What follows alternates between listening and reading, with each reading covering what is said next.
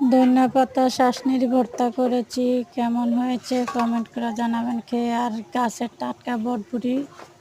টাটকা বটবুটি দিয়ে ভর্তা করেছি, সাথে মাছ দিয়েছি, আলু দিয়েছি, সিদ্ধ করে তেলে ভেজে নিয়েছি। এগুলো আমি এবার সবসময় তেলে ভেজে নিই।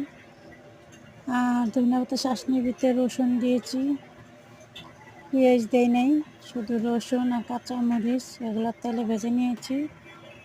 আর আপনার মনে করেন বটবুটির সাথে পেঁয়াজ দিয়েছি, কাঁচামরিচ দিয়ে ভালো করে সিদ্ধ করে তেলে ভেজে মাছটাকেও ভেজে নিয়েছি। আলু দিয়েছি সাথে একটা, তারপরে সাথে একটু ধনেপাতা দিয়েছি। ভর্তাটা সেরকম মজা হয়েছে। কে কে ভর্তা পছন্দ করেন কমেন্ট করে জানাবেন। আর ভালো হয়ে থাকলে লাইক শেয়ার কমেন্ট একটু করবেন, সবাই একটু পাশে থাকবেন, সাপোর্ট করলে সাপোর্ট পাবেন। তাকে আল্লাহ হাফেজ।